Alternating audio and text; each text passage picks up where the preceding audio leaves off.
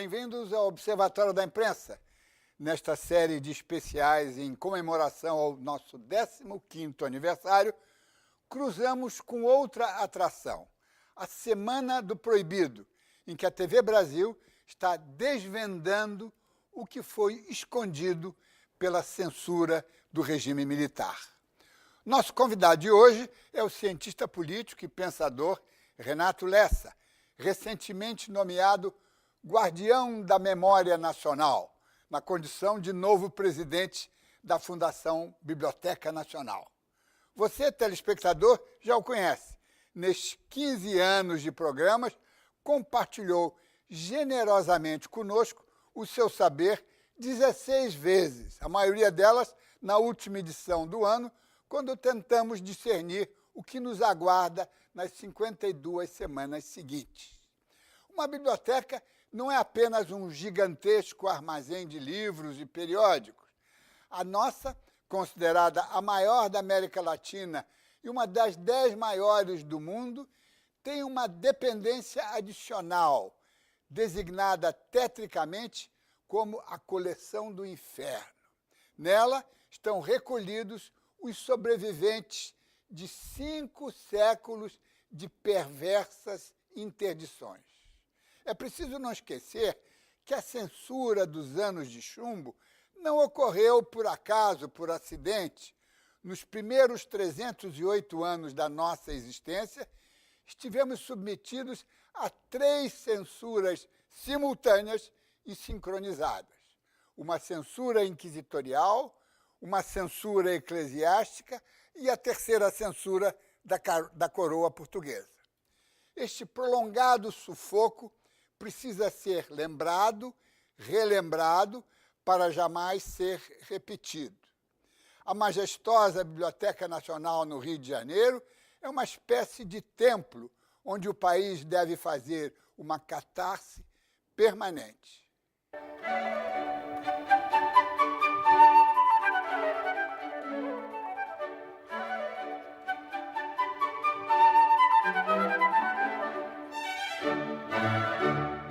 Atrás das paredes grossas e das colunas coríntias da fachada principal estão guardadas 9 milhões de peças, milhares delas vindas de Portugal junto com a família real em 1808, para formar a maior biblioteca da América Latina. Essa biblioteca, ela originalmente era a Real Biblioteca Portuguesa, ou seja, a biblioteca privada, não é, da realeza portuguesa, que veio para o Brasil, não é, após a vinda da família real, e essa vinda ocorreu entre os anos de 1810 e 1811. Ela veio em 3 momentos diferentes de caravela para o Brasil para atender às necessidades do príncipe regente Dom João, que àquela altura ainda não era rei, e também da realeza portuguesa. Essa biblioteca, antes disso, tinha sofrido um processo de perda muito grande durante o terremoto que ocorreu em Lisboa em 1755. A coleção foi praticamente toda destruída e ela foi refeita, não é, na administração do Marquês de Pombal. E o conjunto que veio para o Brasil, que na época que chegou aqui tinha cerca de 60 mil peças, é o resultado desse processo. Suntuoso prédio na Avenida Rio Branco, em estilo eclético e neoclássico, foi inaugurado em 1910 para abrigar a 8ª biblioteca do mundo. Hoje, ela é a guardiã da memória nacional, ao receber um exemplar do que é editado no país. Essa coleção é uma coleção que é enriquecida diariamente por força da legislação do depósito legal, que obriga os editores e autores a enviarem à Biblioteca Nacional um exemplar de tudo que é publicado no país e, dessa forma, nós temos as condições de formar aquilo que chamamos de coleção Memória Nacional. Salões iluminados por clarabóias, em vitrais coloridos, expõem a magnitude do prédio. Arandelas em Art Nouveau dão um clima europeu ao ambiente e impressionam o visitante, que pode percorrer vários setores: periódicos, obras gerais, iconografia, cartografia, manuscritos ou obras raras. Documentos emblemáticos e símbolos do país estão mantidos no setor de obras raras. Eu considero o mais importante de todos sem nenhum tipo de desrespeito aos outros, a Carta de Abertura dos Portos, porque é um documento que, em alguma medida, foi a nossa carta de alforria, não é? Porque a partir da abertura dos portos brasileiros é que foi possível se negociar e receber informações que não fosse pela via portuguesa. Temos também uma coleção muito importante, que é a coleção Teresa Cristina Maria, que foi doada pelo imperador Dom Pedro II quando ele partiu para o exílio. E essa coleção tem uma parcela que foi reconhecida como Memória do Mundo pela Unesco, que são as fotografias dessa coleção. É um retrato do segunda metade do século XIX, como nenhum outro dentro de uma única instituição.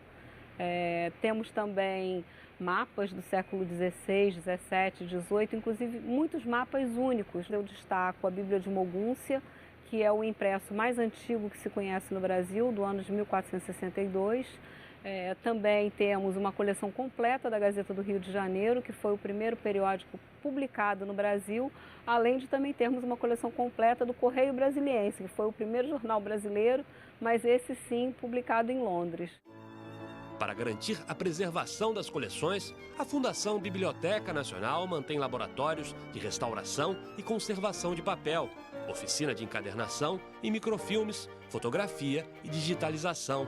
Porém, hoje a Fundação convive com dificuldades na infraestrutura, como o sistema de ar-condicionado, que está sem funcionamento há 1 ano.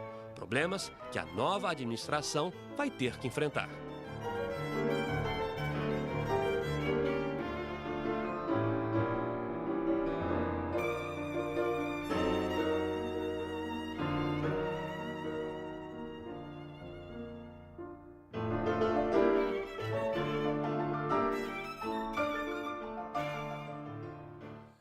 A Biblioteca Nacional guarda tesouros intocados, quase nunca vistos, porque foram censurados durante anos. Elas fazem parte da coleção do inferno. O inferno da Biblioteca Nacional fica bem escondido e só poucos têm acesso. É lá que ficam as obras consideradas malditas, que por motivos políticos ou morais foram censuradas. Deste arquivo saíram livros e folhetos em português e em outras línguas do século XV ao XX. Ao longo dos anos, os exemplares ficaram escondidos e assim foram protegidos da destruição.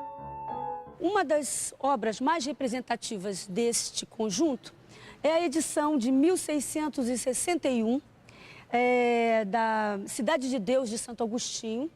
Esse exemplar pertenceu ao censor e tem várias passagens expurgadas, tornando quase impossível ler e compreender o sentido do texto.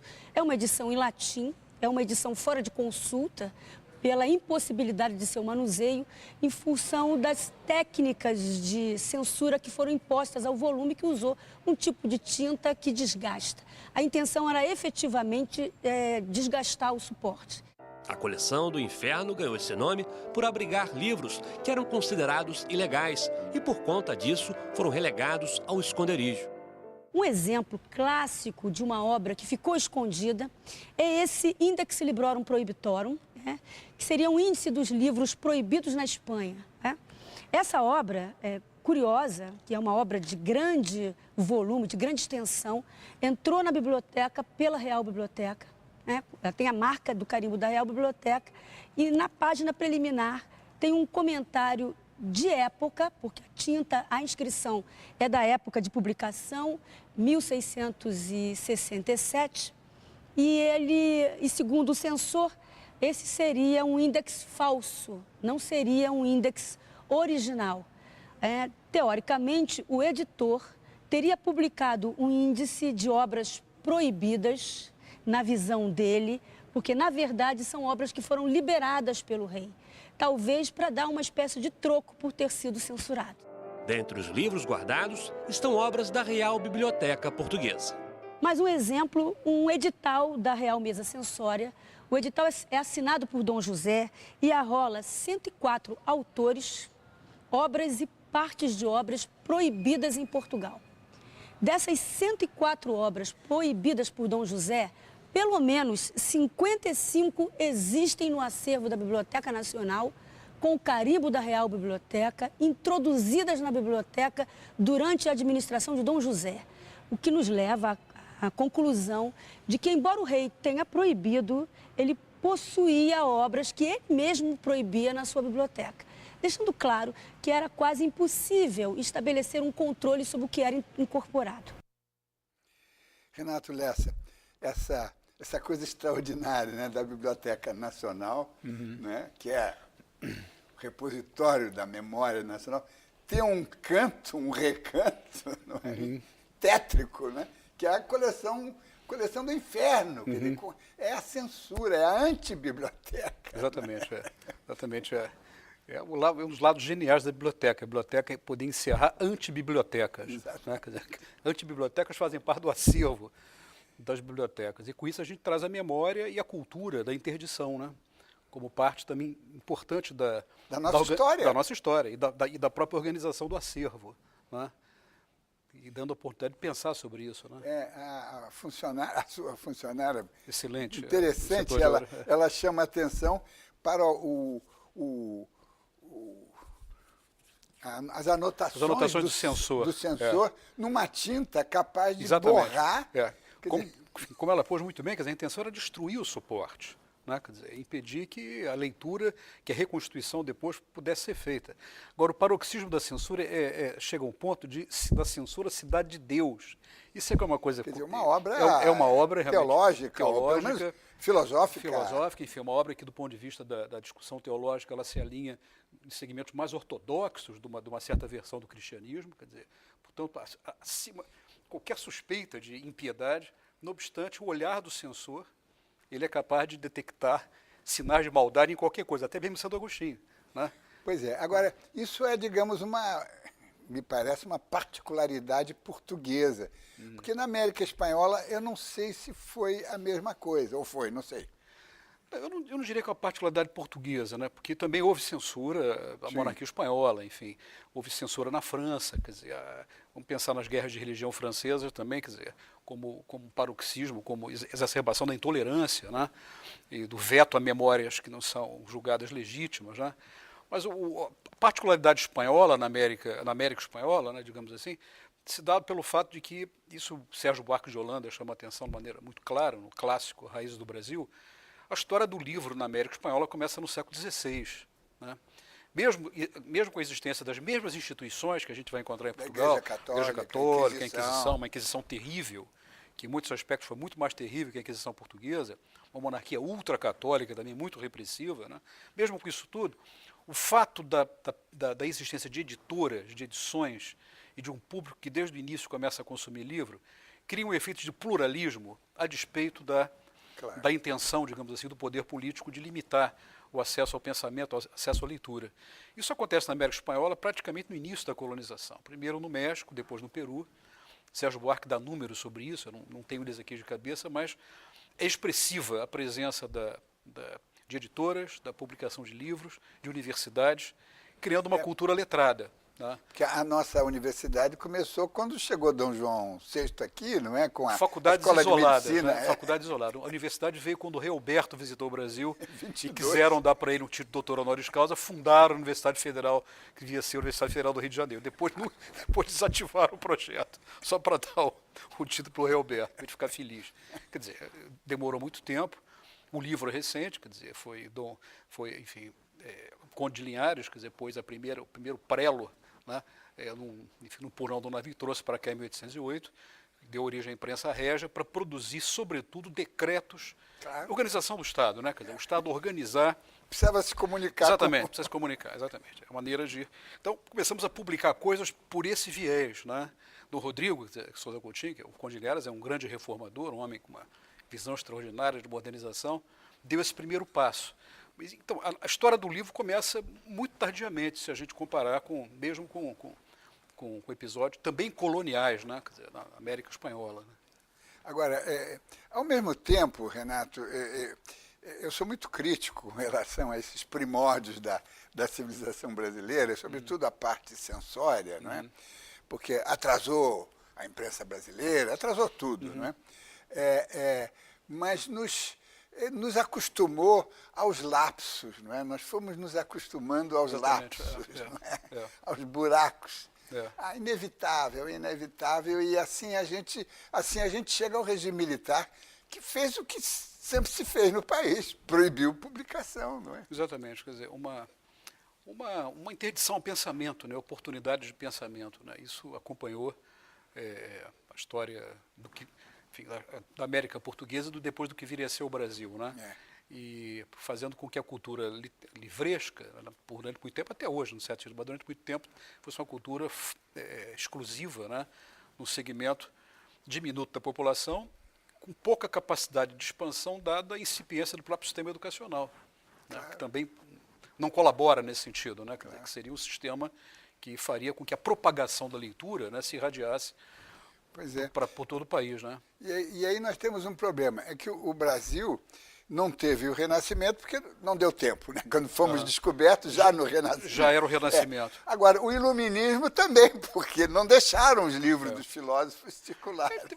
Temos um iluminismozinho, quer dizer, no século XVIII, quer dizer, os espasmos, né, de ornamento, ou seja, de atualização intelectual interessantes, importantes na segunda metade do século XVIII, né? Quer dizer, os Inconfidentes, alguns dos Inconfidentes, né, são exemplo disso. Tinha a biblioteca do Cônego Luiz Vieira da Silva, né, que deu origem a um livro interessante do Eduardo Freire, O Diabo na Livraria do Cônego, que é um levantamento interessante do que um cônego, um padre heterodoxo, no final do século XVIII, lia.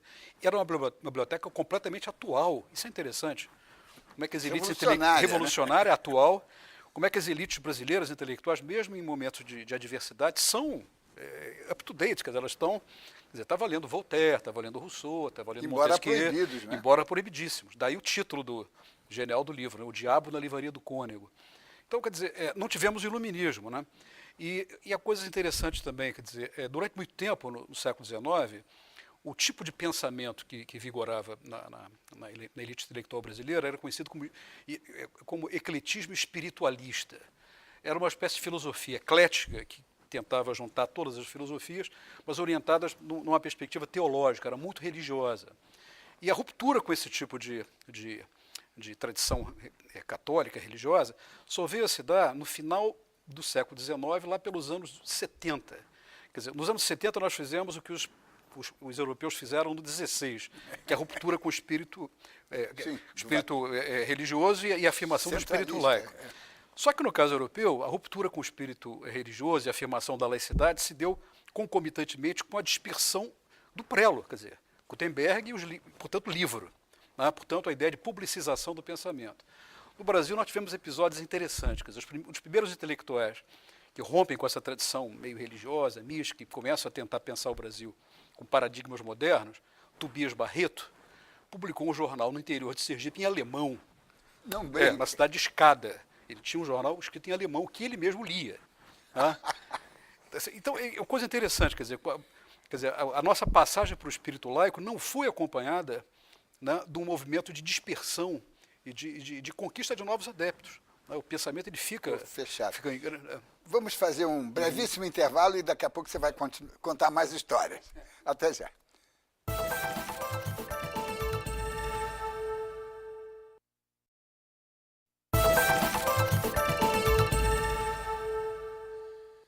O Observatório da Imprensa está de volta com esta entrevista especial com o presidente da Fundação da Biblioteca Nacional, Renato Lessa. Nos últimos anos, o projeto de digitalização disponibilizou o acervo para todo mundo. Em 2006, a Biblioteca Nacional entrou na era da tecnologia ao criar a Biblioteca Nacional Digital. Foram digitalizados mapas dos séculos XVI e XVIII, materiais sobre a Guerra do Paraguai, entre outras relíquias. As obras estão à disposição do leitor a qualquer hora, de qualquer lugar do mundo e gratuitamente. A partir do lançamento da Hemeroteca Digital, há 9 meses, a biblioteca ganhou proporções ilimitadas.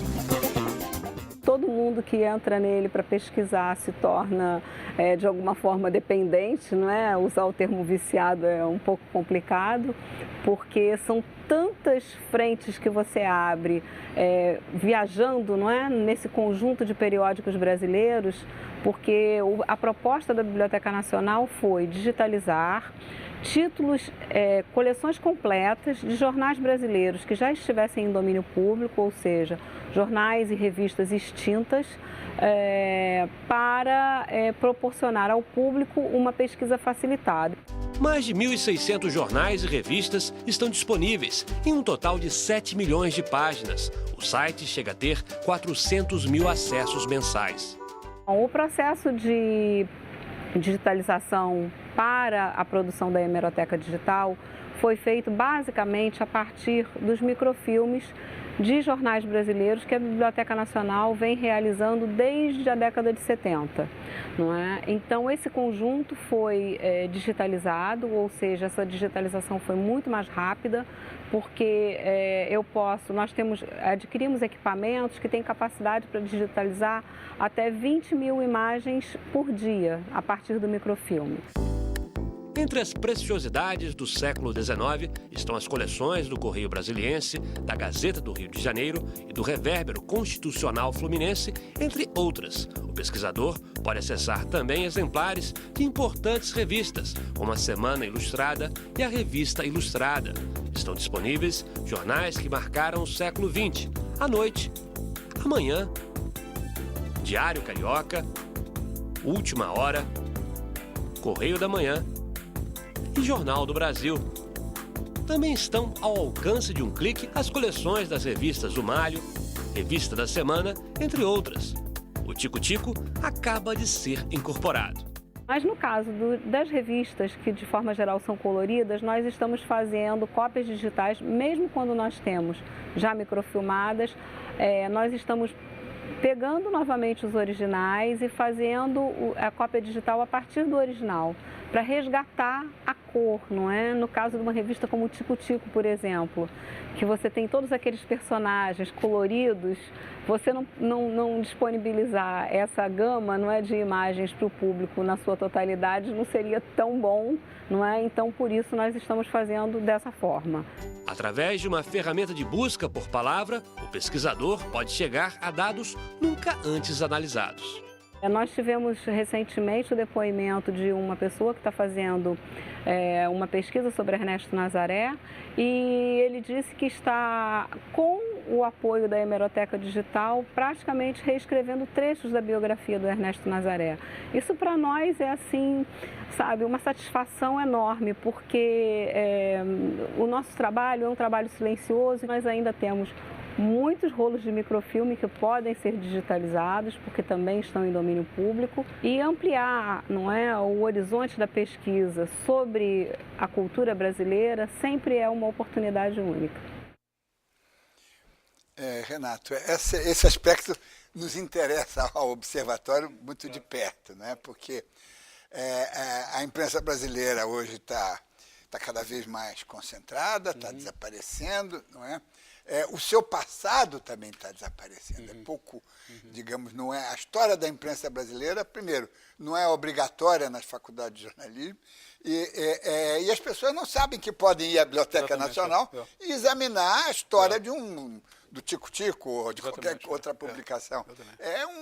É uma coisa fantástica. Não, essa é uma oportunidade ímpar de pesquisa. Quer dizer, a imprensa brasileira está na Biblioteca Nacional, a história da imprensa. Tá lá, né? E esses mecanismos modernos de disponibilização tornam o acesso muito mais simples, porque a minha história na Biblioteca Nacional começou nos anos 70 pesquisando em jornais. Eu era estagiário do CPDOC, na Fundação Getúlio Vargas, de 75, e saudoso CPDOC, e passei 2 anos na biblioteca fazendo pesquisas em jornais gaúchos sobre política gaúcha no final da década de 20.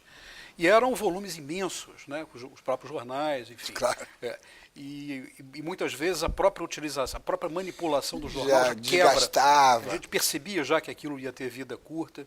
Então o primeiro passo foi fazer uma microfilmagem agressiva dessas bases, coisa que está sendo feita, como a Mônica Rizzo diz, né, desde os anos 70, e agora a digitalização, a qual a gente pode associar instrumentos de busca, coisa que o microfilme não tem. Você tem imagem chapada ali. Não, a cifra que foi dada de 400 mil acessos é um negócio... Não, é impressionante isso. O que isso produz de oportunidade de pesquisa. De conhecimento. E aí, isso liga a uma coisa interessante, Dinas, que é o seguinte, quer dizer, há uma visão sobre a Biblioteca Nacional que não é errada, não, mas é uma visão que a gente deve nuançar, que a Biblioteca Nacional é uma espécie de guarda de tesouros. E é verdade, há coisas ali que são uma preciosidade É inestimável. uma guarda, mas oferecida. Agora, o tesouro, por sua vez, ele só faz sentido pleno na medida que ele entra, de alguma medida, na cadeia da produção de conhecimento. Na medida que ele é aberto, na medida que ele é investigado, na medida que perguntas novas, quer dizer, o material do século XV, ele vai ganhar vida se uma pergunta formulada no século XXI for dirigida para ele. Então, assim, quer dizer, o tesouro, na verdade, é o resultado desse cruzamento, né, da consulta, da pergunta, da interpelação que o pesquisador... A provocação que ele faz e o suporte que nós temos guardado ali. E isso está ligado a uma outra questão que eu também acho importante, que é, se temos um tesouro, a ideia de tesouro, por vezes, denota também alguma coisa que nos foi legada, que nós ganhamos de presente. A isso deve se acrescentar a seguinte questão, quer dizer, e o legado que nós vamos deixar? Quer dizer, o legado que nós vamos deixar é cuidar do legado que deixaram para a gente? Então, a discussão sobre digitalização, ela se insere nisso. Quer dizer, a ideia da gente fazer com que esse patrimônio, esse acervo, tenha um acesso público maior possível, né, com as técnicas mais modernas, e enfrentando alguns desafios que não estavam postos até alguns anos atrás. Por exemplo, como é que a Biblioteca Nacional, as bibliotecas em geral, vão lidar com a dispersão de coisas como e-books? Como é que se guarda um e-book? Quer dizer, é fácil guardar um e-book. A gente guarda na nuvem, guarda então de uma maneira mais conservadora, lá no HD qualquer. Fácil guardar. Agora, como é que se dá acesso aos e-books? Essa é uma discussão que a Biblioteca Nacional está querendo, quer dizer, essa discussão está posta, nós estamos querendo entrar nessa discussão, porque não tem sentido a Biblioteca Nacional guardar coisas que não podem ter acesso. Claro. Então, nós vamos ter que...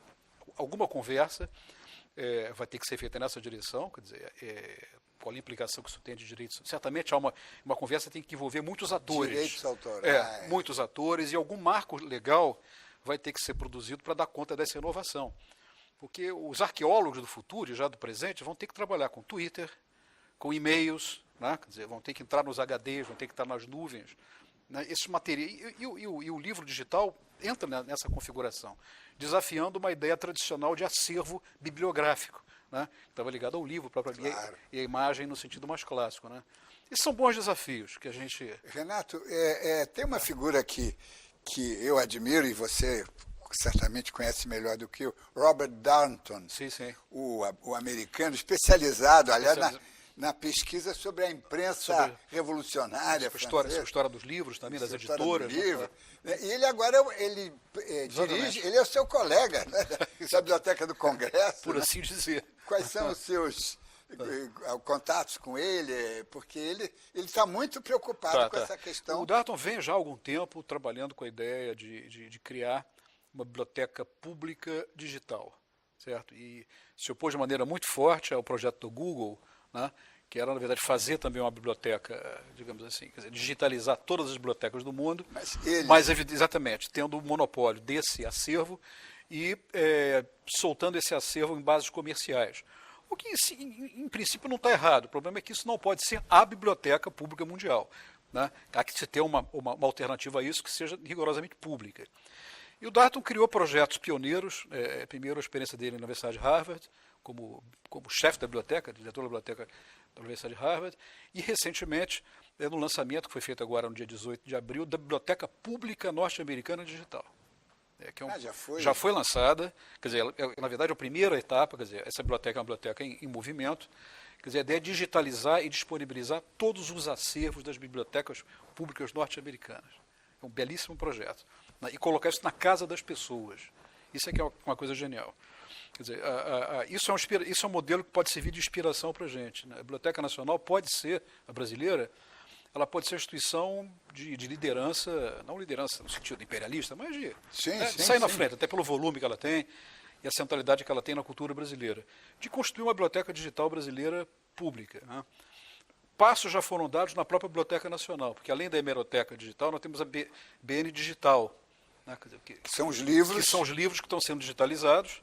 Então, nós vamos chegar em algum momento com questões interessantes. Vamos supor que algum dia nós consigamos digitalizar todos os livros que estão em domínio público.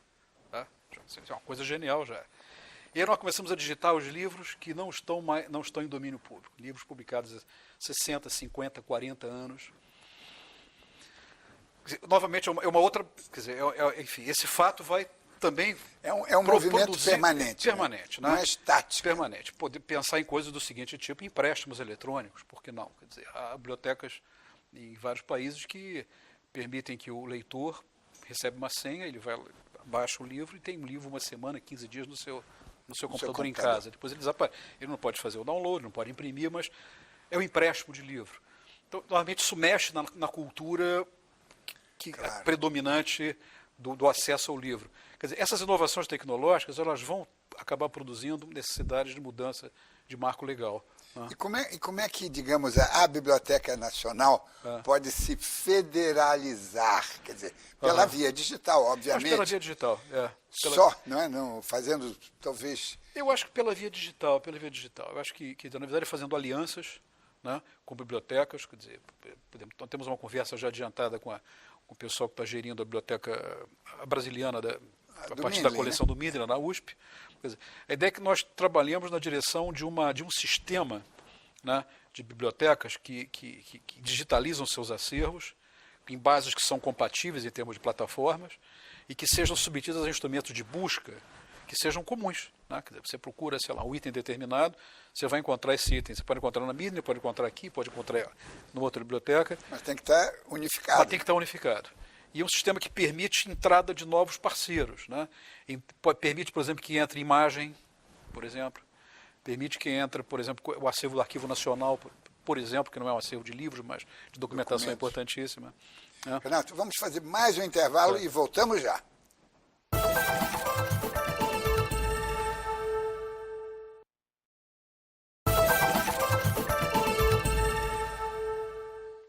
Estamos de volta com o Observatório da Imprensa, que comemora 15 anos com uma série de entrevistas especiais. Hoje, conversamos com o presidente da maior biblioteca da América Latina.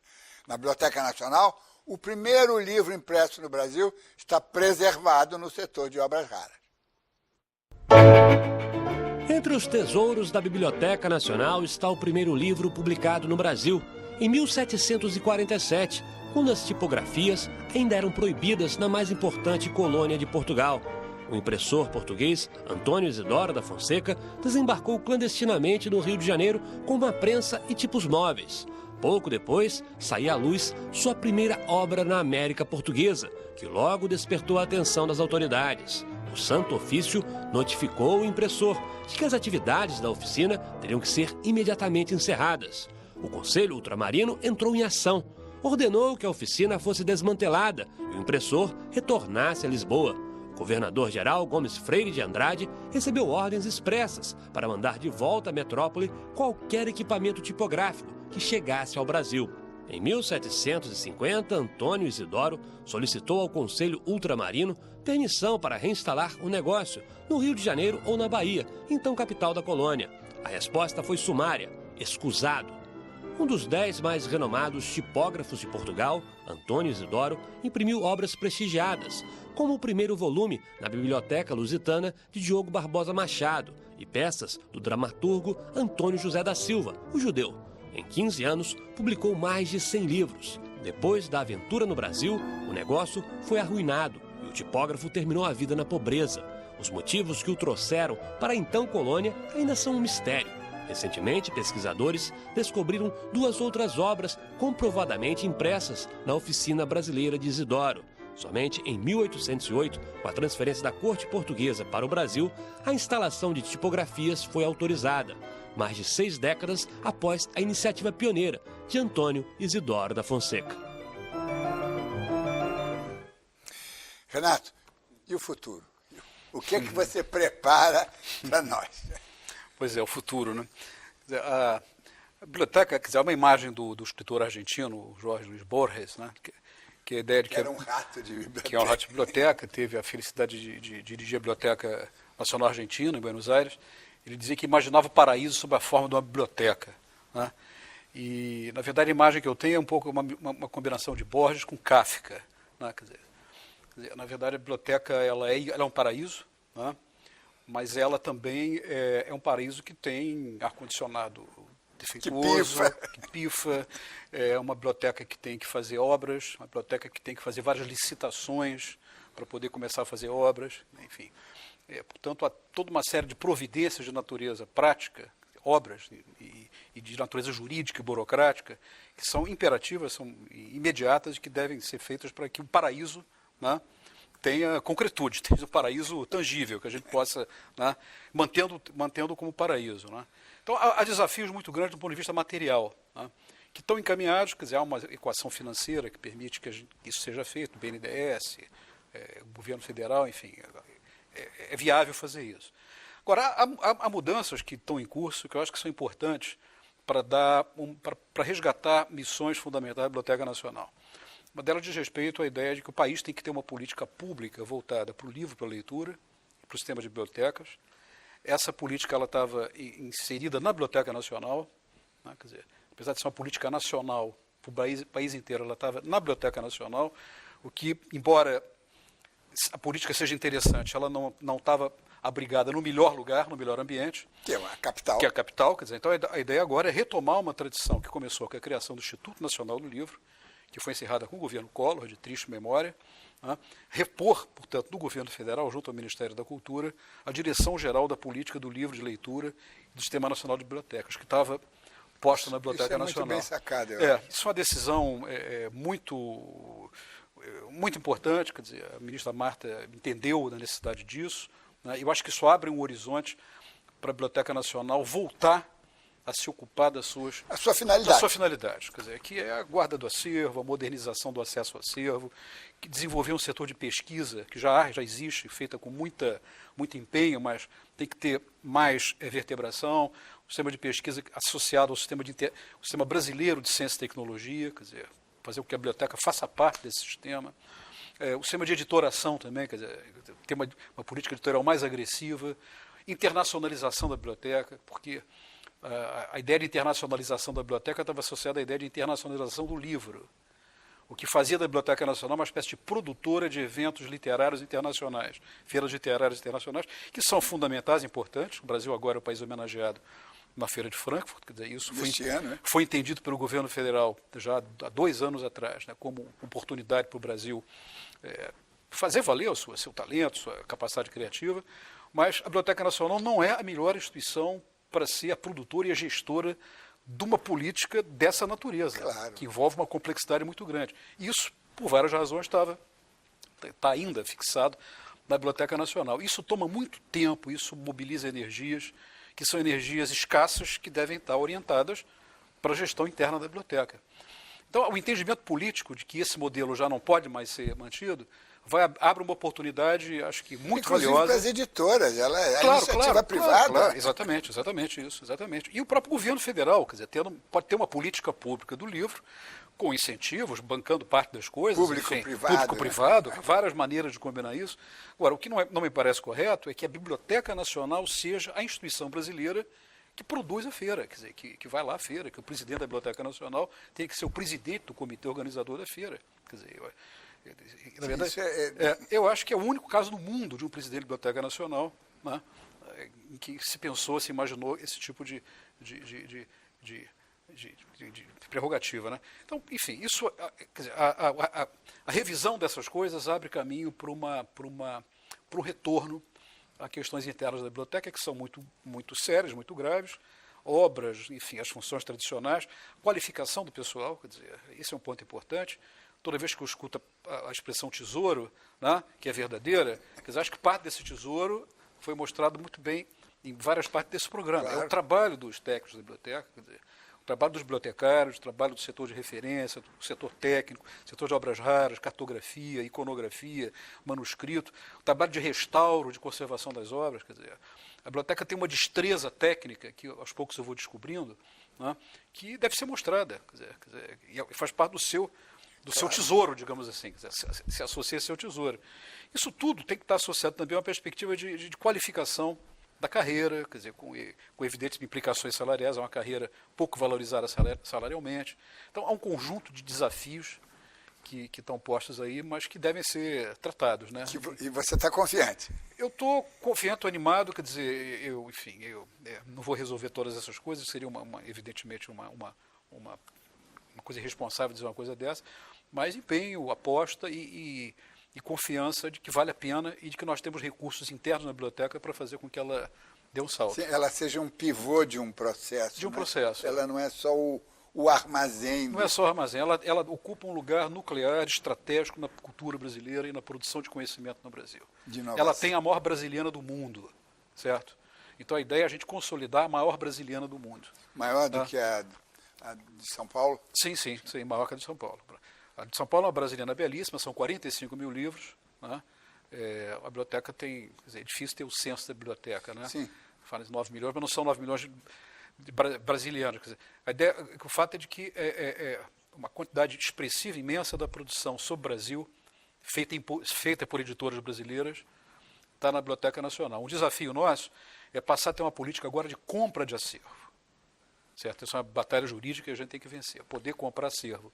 Porque o que é a brasiliana? Acervos físicos ou Acervo, intelectuais? Livros. Porque o que é uma biblioteca brasileira? Uma biblioteca que reúne todos os livros que escrevem sobre o Brasil. Agora, parte desses livros, até pela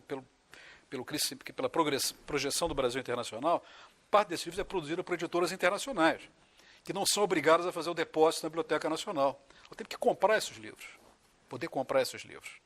Nós temos que poder comprar livros raros, livros fora de catálogo, participar de leilões que vendem livros importantes. Renato, e com relação ao acervo de periódicos, quer dizer, tem muita coisa que está faltando ainda adquirir, completar aqui, quer dizer, no Brasil... Sim, eu acho que a mesma coisa se aplica também para a atualização dos periódicos. Quer dizer, a biblioteca é excelente, ela tem uma coleção, quer dizer, dessa memória brasileira, tá certo? Mas ela tem que ser expansiva, ela tem que poder incorporar periódicos internacionais que tenham tem a ver com o Brasil. Né? Para isso a biblioteca ela não pode ser só receptora do depósito, ela tem que ser ativa na aquisição de acervos. E eu acho que isso não só acervos que têm a ver com o Brasil, mas sobretudo um grande acervo de obras de referência, né? Que também nós somos fracos nisso, né? Quer dizer, grandes bibliotecas enciclopédias, dicionários e handbooks, enfim, quer dizer, sabe, compêndios, quer dizer, nós temos que ter, na verdade, a maior biblioteca brasileira de obra de referência, né? E isso a gente tem que comprar, temos que ter uma política positiva, afirmativa e recursos para isso. Você já fez acordos com o BNDES, por exemplo? O BNDES vai dar um apoio importante na obra, né? Na recuperação da infraestrutura, não só a recuperação do prédio da sede, mas também o outro prédio. Nós temos um prédio grande, do Cais do Porto, que é um grande armazém, né?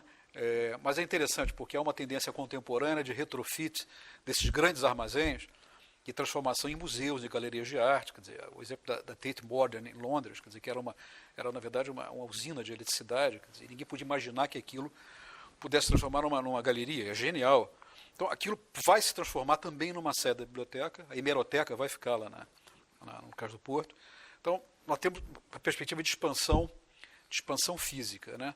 E a equação financeira, para isso, o BNDES participa, né? Que bom. Mas eu vou frequentar muito o BNDES. Com o Pires na mão? Com o Pires na mão, para outras, não só o BNDES, mas acho que também, quer dizer, mobilizar o que o Estado brasileiro e parceiros privados também têm. Pois é, essa parte dos parceiros privados, não é?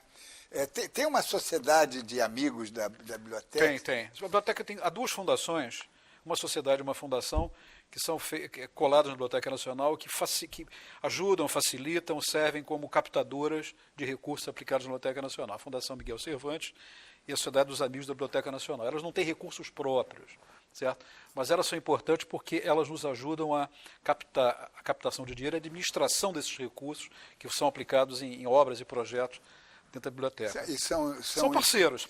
E são entidades, digamos, privadas, aí tem mais facilidade. Exatamente. A reforma do Teatro Municipal, que a Carla Camurati tocou, teve uma participação fundamental da Sociedade dos Amigos do Teatro Municipal. Fundamental para definir um modelo de intervenção arquitetônica do restauro do Teatro Municipal.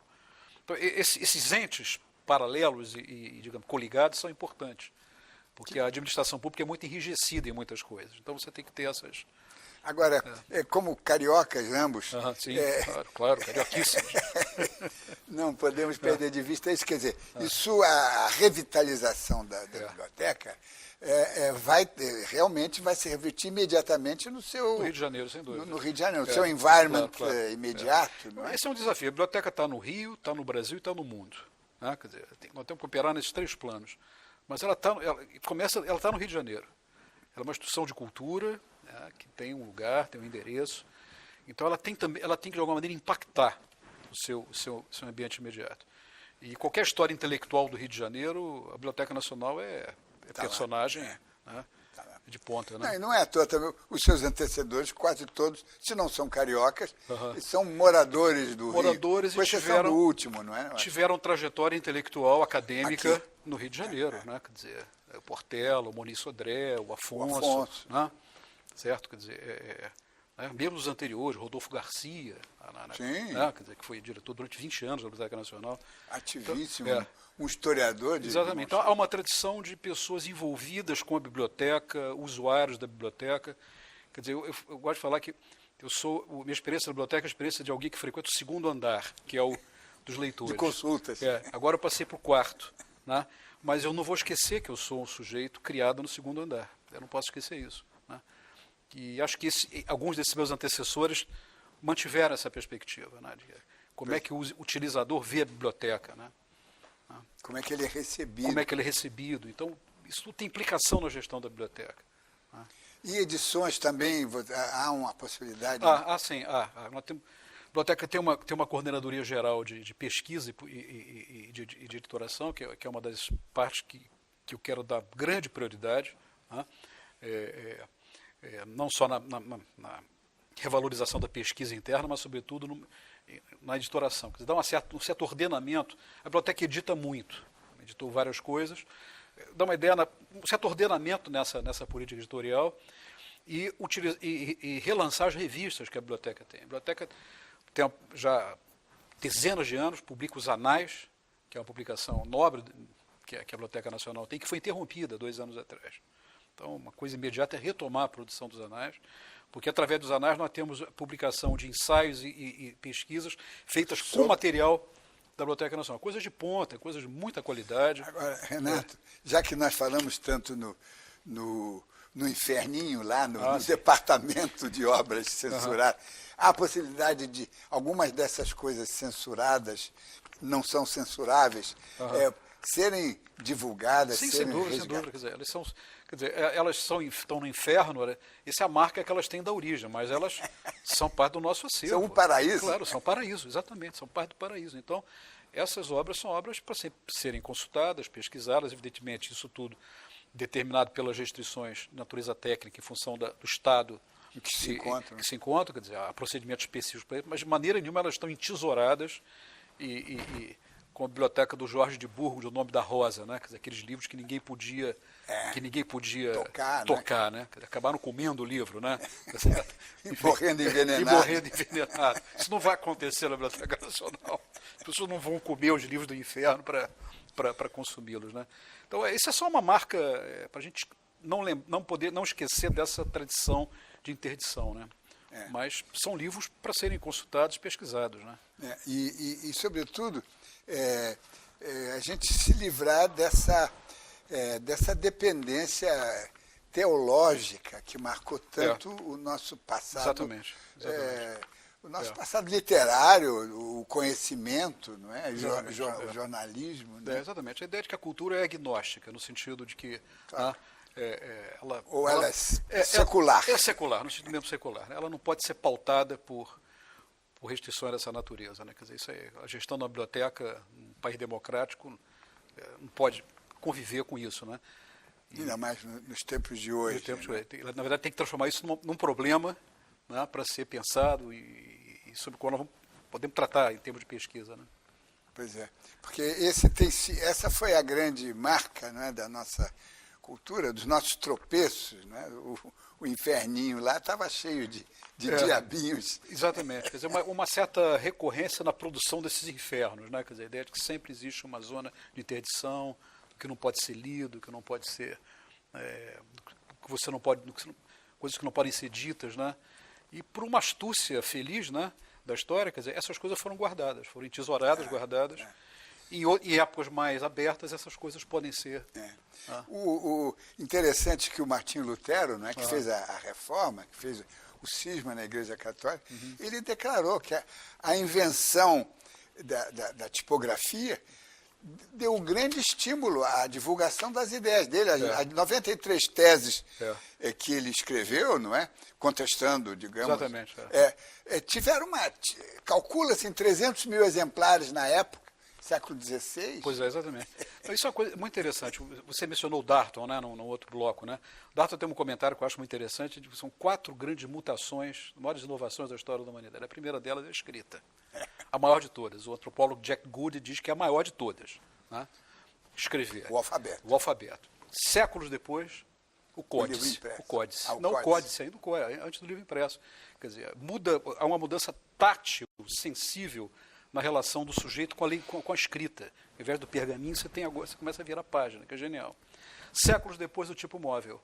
Né? Dá uma outra mutação. Aí chegamos somos hoje. nós, agora vem os nativos digitais, né?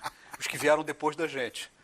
Mas que têm que ser incorporados nessa sequência. Eles são os herdeiros dessa tradição. Nós não podemos, quer dizer, estigmatizar os nativos digitais. Eles são os herdeiros dessa linhagem tradição. Que começou com a escrita. E a biblioteca tem que passar por isso tudo. Ela tem que pegar a coisa lá do início da escrita, um manuscrito raro, e tem que registrar essa passagem. Chegamos ao final desta edição. Quero agradecer muito a presença do cientista político, do pensador, do guardião da memória nacional, presidente da Biblioteca Nacional, Renato Lessa, pela brilhante entrevista. Na semana que vem, continuamos com a nossa série de convidados especiais em comemoração aos 15 anos do programa. E lembre-se, assistindo ao Observatório da Imprensa, pela TV, pelo rádio, pela internet, você nunca mais vai ler jornal do mesmo jeito.